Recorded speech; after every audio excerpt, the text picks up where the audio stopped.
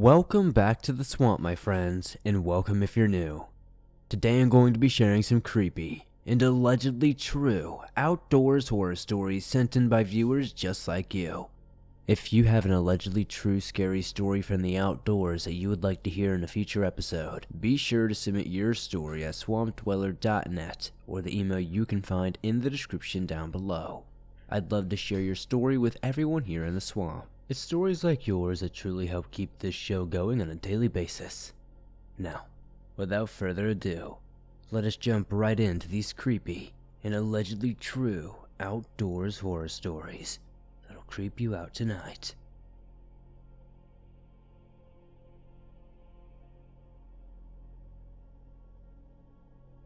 Hello, Swamp Dweller. My name is James. I'm a 24-year-old male and I live in northern Michigan. My wife and I love to adventure and spend time with our friends. In the summer of 2021, we decided to take a trip to our friend's cabin in the Gaylord area. This cabin was set back about a quarter mile off the road, back in some rather dense woods. It took a bit of skillful driving to get my wife's Ford SUV up the trail to reach the cabin, and it was quite the ride. Once we were parked, we unloaded all of our things, packed our food and extra clothing into the cabin, and settled in for some fun outdoor activities. While my wife and her friend were chatting and having fun in the cabin, the other girl's boyfriend, let's call him Jay, decided to take our fishing poles and walk to the nearest fishing hole to try and snag some trout.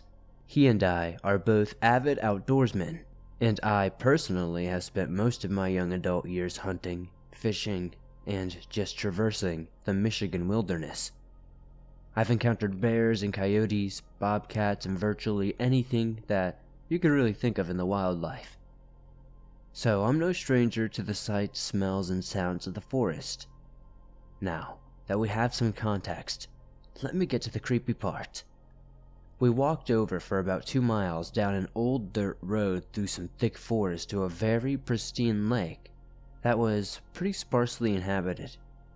Jay and I fished for several hours without event, and after being told that our women would not be coming to get us from the lake, we decided to make the 2-mile walk back to the cabin. At this point, it was about 9:30 p.m. Now, you may call me silly for this, but whenever I'm out in a wilderness area that I don't always know, I carry my Springfield Armory 45 ACP handgun at my side. So, I felt pretty safe as I began my short hike. I would also like to say that I've always felt that there is substantial evidence to prove the existence of cryptids, mostly Bigfoot, but I like to keep an open mind. Anyways, we had been making our way down this road for about 20 minutes, and on the other side of this road were very dense old-growth woods, and as we walked, we began to hear something large following us. Jay noticed it first, and once he pointed it out, I became very on edge. The woods were absolutely still, dead quiet, except the sound of crunching and rustling as whatever it was followed along with us in the darkness of the woods. At this point, we noticed this odd smell, not unlike that of a skunk and a wet dog mixed. At first, it was faint, but as it walked more, it grew stronger and stayed with us as we walked. All this time I grew more and more agitated, so I switched my gear to my left hand and drew my handgun from its holster with my right. Jay and I walked quickly, talking to each other about this thing we couldn't see, trying to figure out what the heck was following us, speculating about what it could be. Now, I do admit that I can be a bit paranoid sometimes, so this whole time I'm checking the road behind us to make sure nothing was trying to jump out from behind. I saw nothing though. However, the entire walk, this thing followed us very, very closely, and a few times I thought I could see tree branches and bushes moving. Finally, after about 45 minutes of us walking, we reached the main road. We made the quick half-mile trip that led to the cabin, and I was extremely happy to be back with the others. I thought that the encounter was over at this point, and me and my wife settled in for the night. laying blankets and pillows down in the back of her vehicle. At this point, I fell asleep rather quickly, but my wife stayed awake for a while. In the morning, she told me that she had heard heavy footsteps circling our car for probably an hour or so before she went to bed. Neither of us saw anything, as the night in northern Michigan is especially dark, but the experience left both of us rather unsettled, and we have never been back to the cabin since.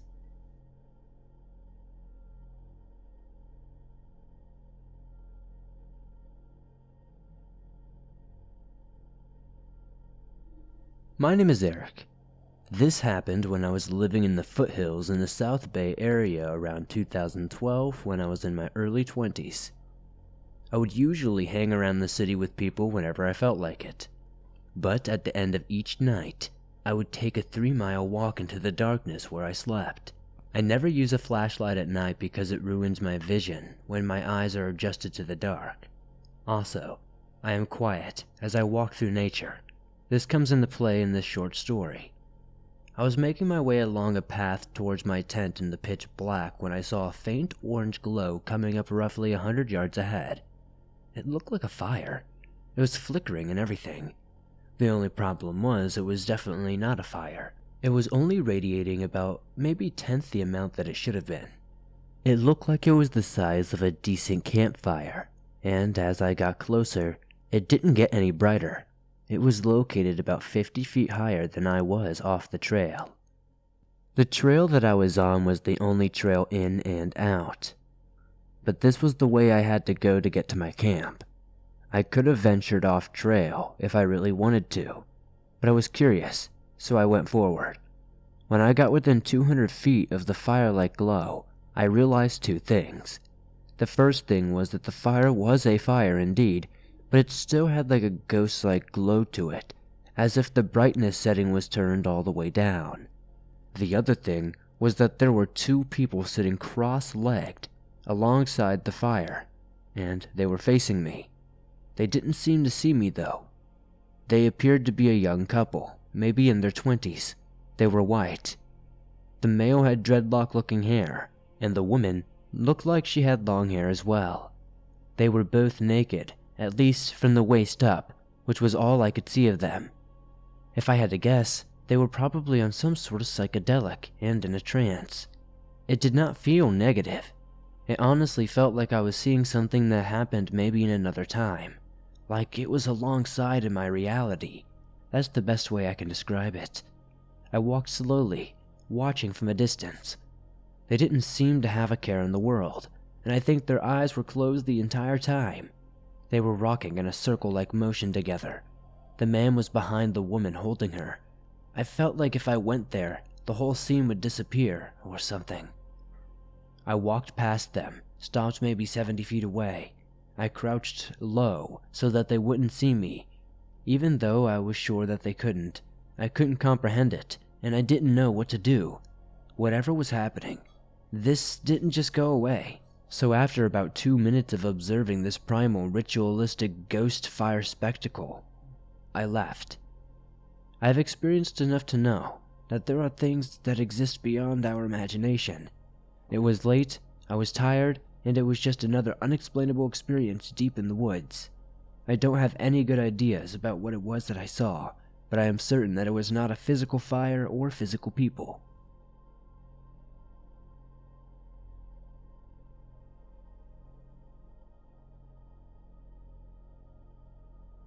I experienced this back when I was 14. Now, I am 23 years old. Back then, I lived on the outskirts of a small town in Montana. Behind my home, there was a forest. Now, I had never stepped foot into those woods until that day. The only time I had even got close to that forest was when I was tasked with walking my family dog, Charlie. Now, Charlie was a huge dog. I had never seen him cower before. On one of our walks, I heard a noise in the woods. It was the sound of a branch snapping. Occasionally, when I took walks with Charlie, I would hear these types of noises, but they became more and more frequent. The first thing to mention, though, is that whenever I took Charlie out during the day, nothing would happen. But during dusk and dawn, or nighttime, I would always hear them. The day I decided to head in was an extraordinary day because it was my 14th birthday. After everyone went to bed, I had snuck out with my dog, and we had navigated our way, tried to navigate, through the woods. We ended up getting lost and came up upon an abandoned shed. The last thing I expected to happen. Charlie started whimpering. That was never a good sign. I had wondered if there was someone in there, but I couldn't see anybody. I didn't think I would need any form of protection, so I didn't have any. I then heard what sounded like crunching noises. Everything went quiet in the woods. The animals, the insects, everything. I was terrified, so all I could do was run to the shed and hide. Something got closer.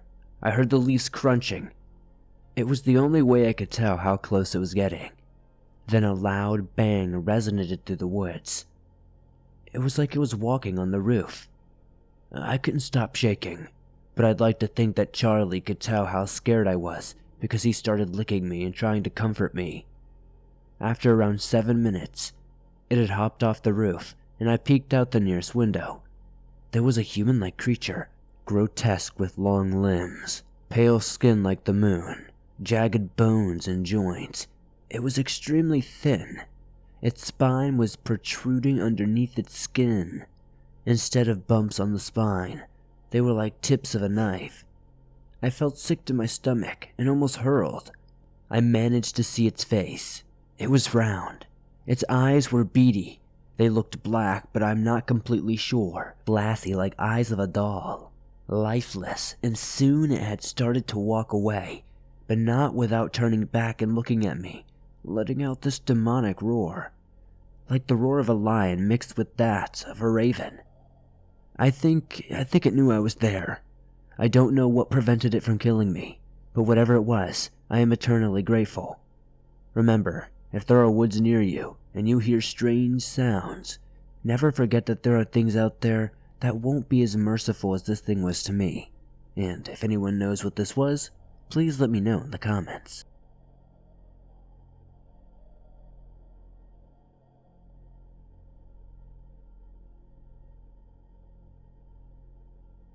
I want to start off by saying that this happened during the summer between 5th and 6th grade. I was around 11 years old and participating in my first Boy Scout summer camp. This camp was in southwestern Virginia, a beautiful and scenic place by all accounts. However, it has been many years since then, so take this all with a grain of salt. To give some context, I'll describe the layout of the camp area where my troop was. There were at least 30 Boy Scouts and a good amount of parents as well. The camp was laid out like a handlebar mustache, with adults on one half and scouts on the other. There were 2 scouts in a tent, and I was partnered with a buddy from kindergarten. We were situated in the middle of a long back row facing acres of forest. Each tent was equipped with the same setup: a canvas army tent, wooden platform, 2 cots with mattresses, and a lot of daddy longlegs.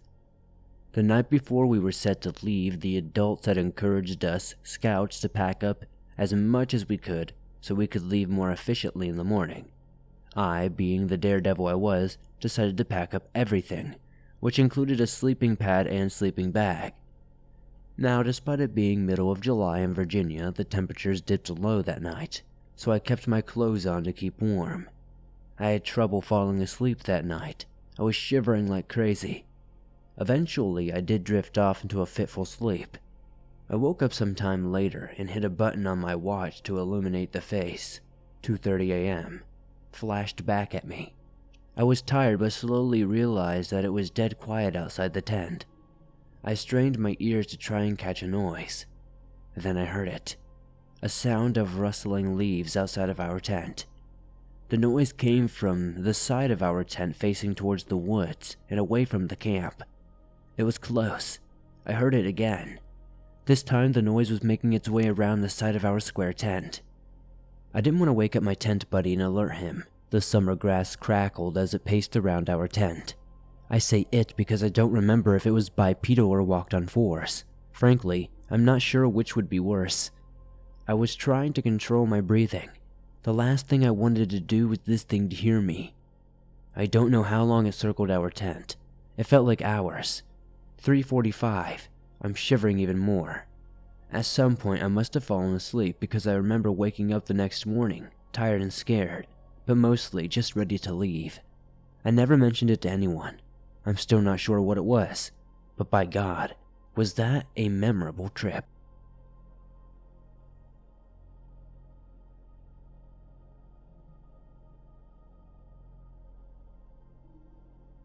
My family has a cabin along the river only about 20 minutes away from our home, so naturally, we were there quite a bit in the summer. The cabin is also technically my paternal grandparents', so they were also there quite often. I have spent a large portion of my life at this cabin, between casual visits and friends, whenever we would go for our annual week-long vacations with my parents and siblings, and other things.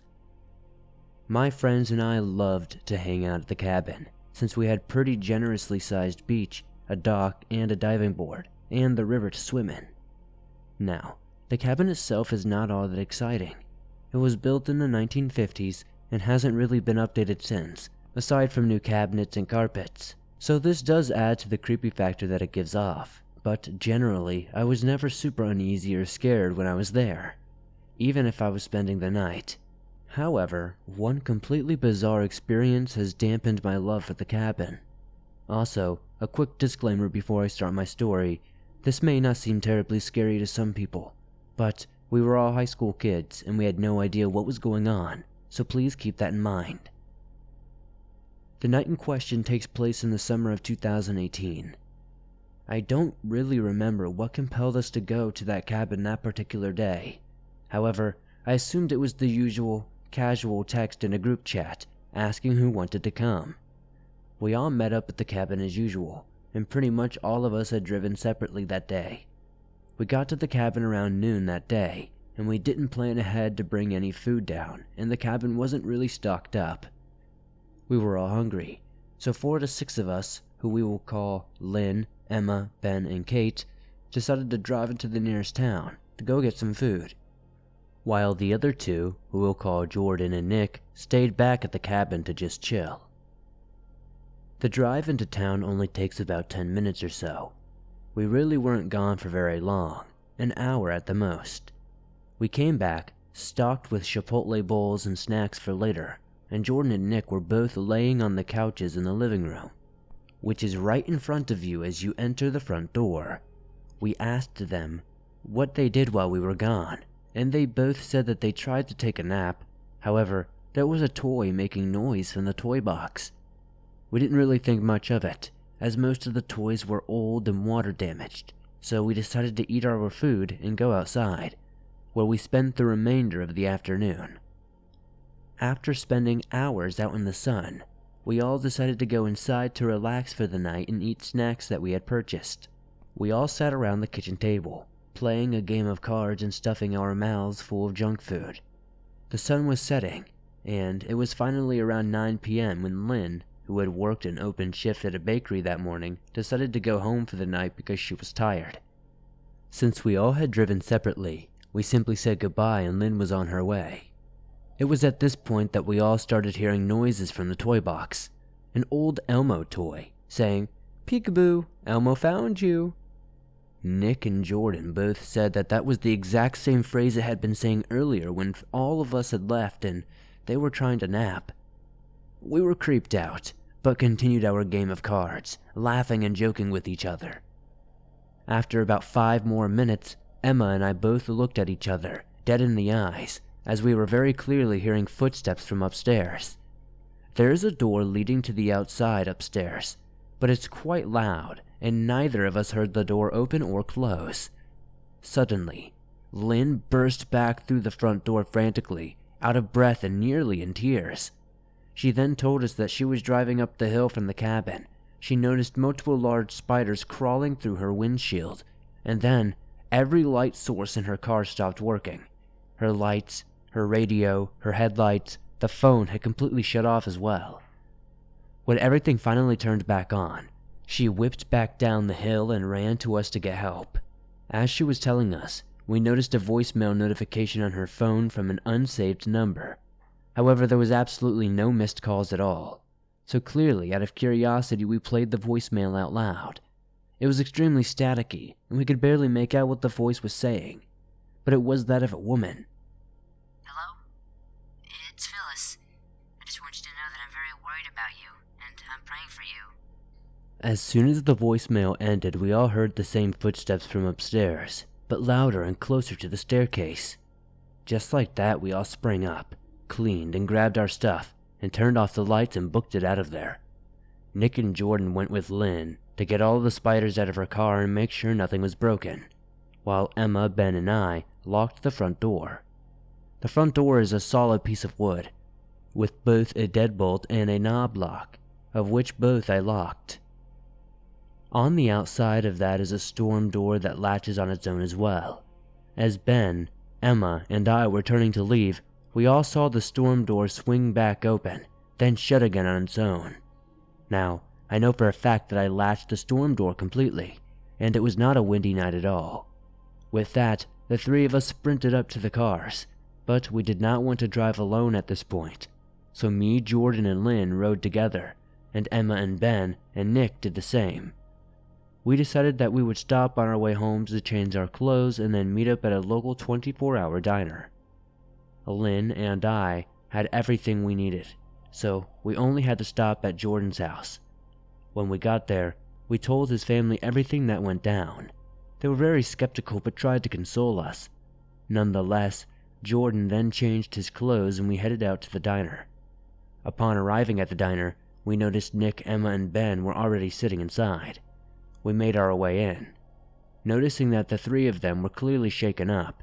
As soon as we sat down, Nick filled us in on what happened to them. Apparently, when they had gotten to Nick's house, something immediately seemed off. When they got to the front door, they realized it was completely open. However, Nick knew that nobody was home. Nick cautiously went inside to scope it out, only to find the TV flipped backward, blasting static at full volume. His dog was sitting there and howling at it. He turned the TV off and flipped it back around, got his clothes changed, and then met us at the diner. To this day, I still don't have an explanation for what happened at that cabin that night.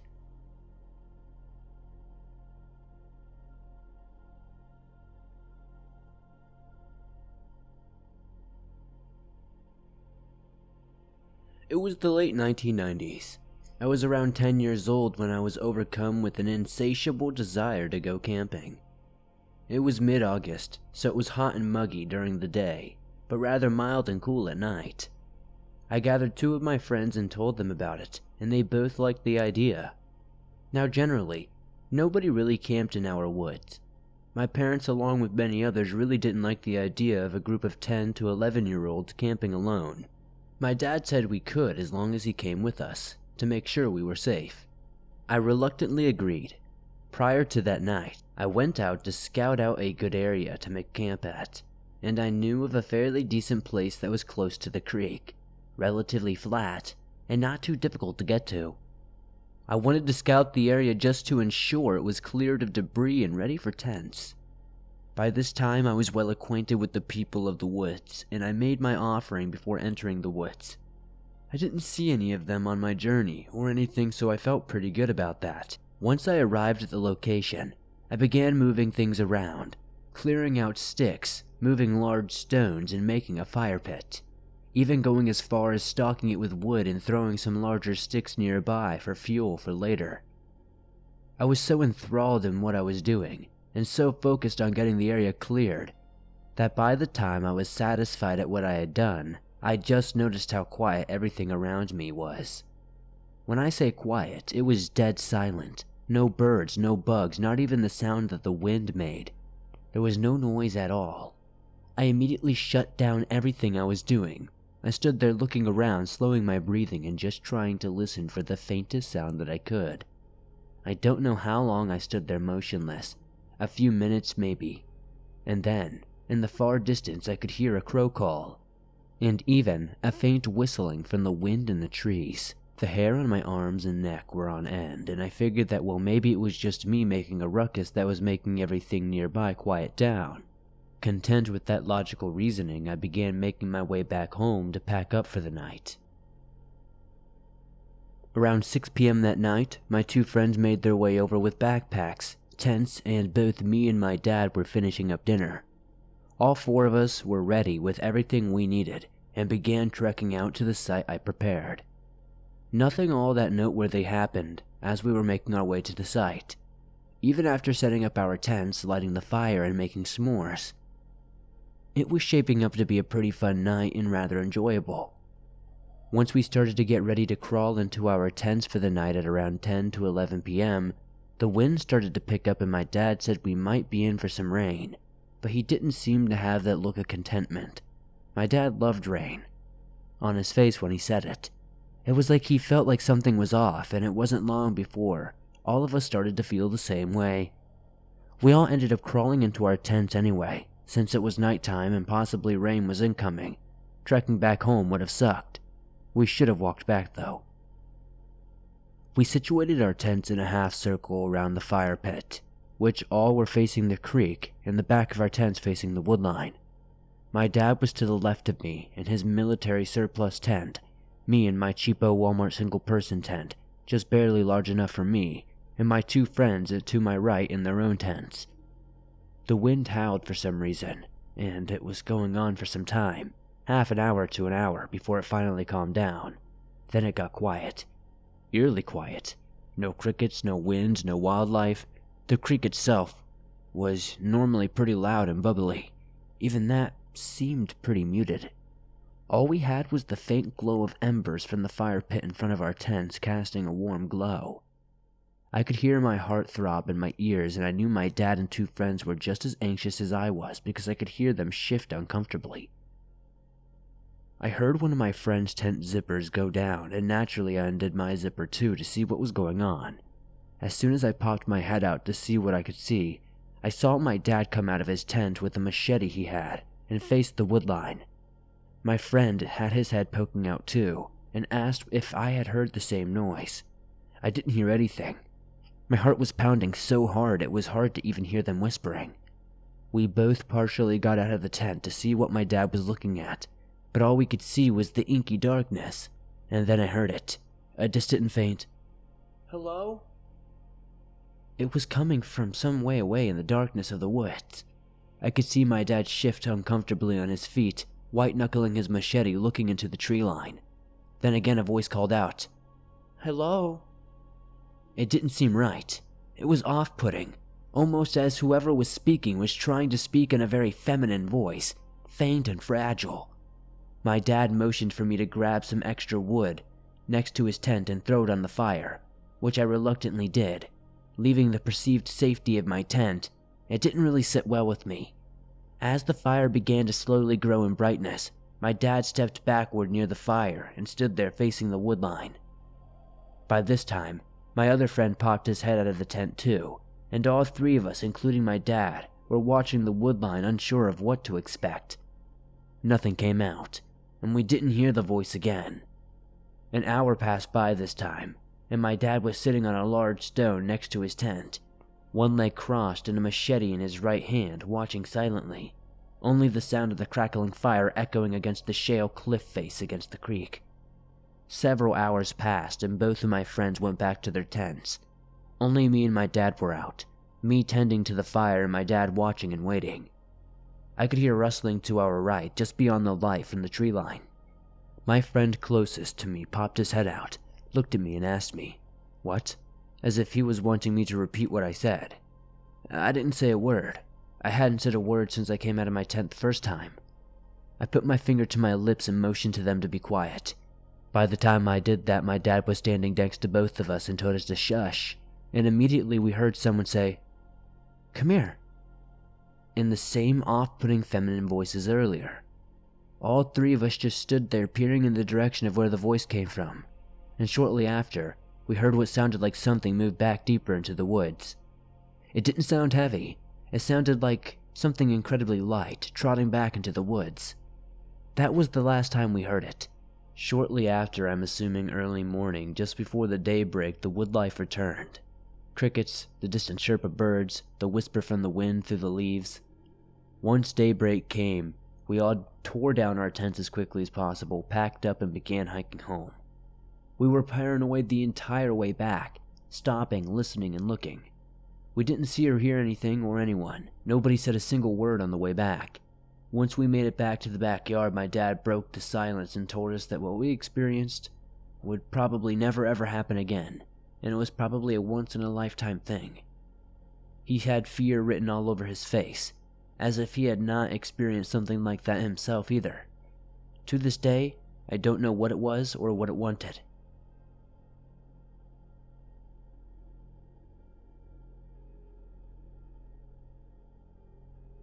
Thanks for listening to these creepy and allegedly true outdoors horror stories sent in by viewers just like you. As always, if you enjoyed these stories, please be sure to hit that like button. The more likes this episode gets, the more YouTube promotes it in the algorithm, and that's incredibly helpful to the swamp. If you're listening to this on Spotify or Apple Podcast, please be sure to give this episode a 5-star rating over there, as it helps me grow there. If you're new to the swamp, why not join us? Hit the subscribe button and turn on notifications to never miss a new episode, as I upload them nearly every single day, and all things natural and supernatural. If you have a story that you would like to share in a future episode, whether it's from the outdoors or something else, be sure to submit your story at swampdweller.net or the email you can find in the description down below. I'd love to share your story with everyone here in the swamp. It's stories like yours that genuinely help keep this show going on a daily basis.